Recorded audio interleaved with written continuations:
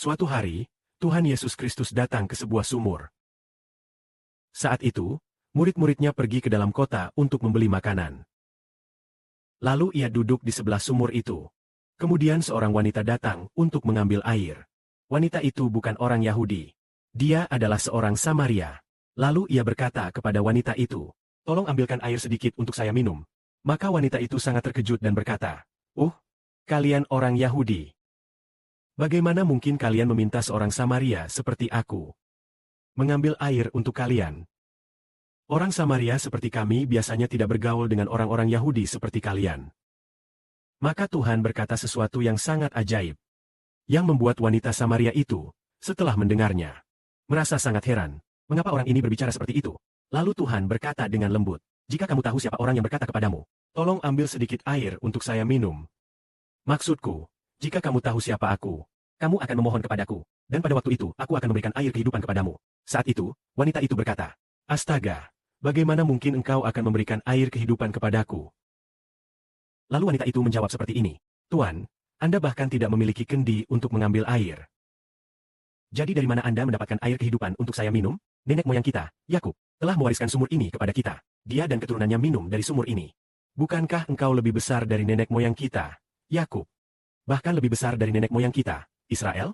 Mampukah engkau memberikan air kehidupan kepada kami?" Saudara-saudara, menurut kalian, apakah orang yang dikenal sebagai Yesus Kristus mampu memberikan air kehidupan kepada wanita Samaria ini? Tadi seorang saudari berkata, sepertinya dia mengajar dengan baik. Memang sulit. Bukankah orang ini bukan orang biasa? Dia berkata kepada saya, "Aku akan memberikan air kehidupan kepada orang ini." Padahal dari luarnya, ia tampak sebagai manusia.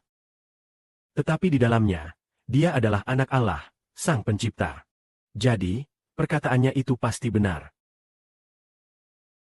Pada saat itu, wanita itu berkata, "Astaga, bagaimana mungkin engkau memiliki air kehidupan untuk saya minum?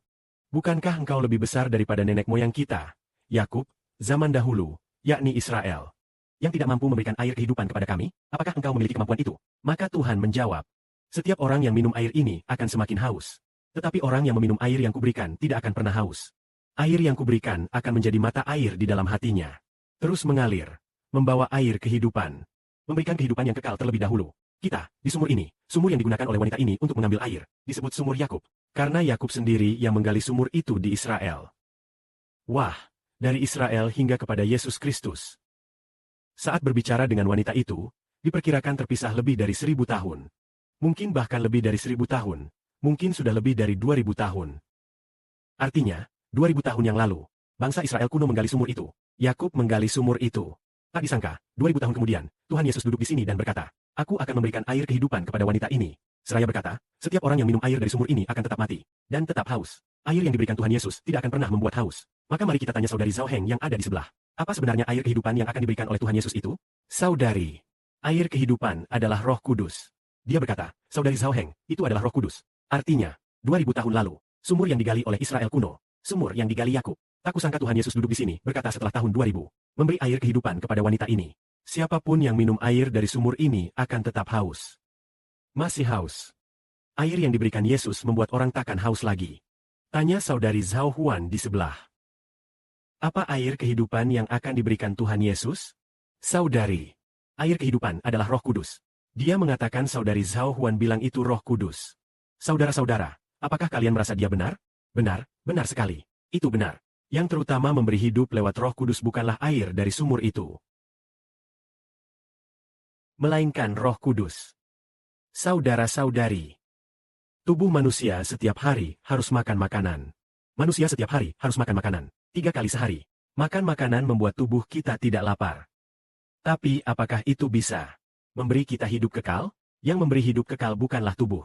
Tubuh tidak ada hubungannya dengan hidup kekal. Yang memberi hidup kekal adalah roh. Lalu roh kita harus makan apa? Tubuh kita makan mie, roti kecil, bakpao, daging sebagai makanan. Lalu roh kita makan apa? Saya tanya saudari Zhao Huan, tubuh kita makan mie, makan bihun, makan mie sebagai makanan. Lalu roh di dalam kita makan apa? Makan kebenaran sebagai makanan. Apa itu kebenaran? Itu adalah firman Tuhan. Roh Kudus sebagai makanan. Roh Kudus sebagai makanan. Roh kita perlu diberi makan oleh Roh Kudus dan Roh Tuhan, agar bisa tumbuh besar. Seperti bayi yang baru lahir. Tubuhnya perlahan bertumbuh. Harus makan apa? Minum susu, makan makanan. Perlahan-lahan selama bertahun-tahun tumbuh besar. Lalu roh di dalam kita. Roh itu juga sudah lahir. Tahun ini kita mendapat Roh Kudus. Berarti roh kita sudah punya hati. Tapi hati roh itu perlu diberi makan tepat waktu. Diberi makan tepat waktu dengan kebenaran. Diberi makan oleh Roh Kudus.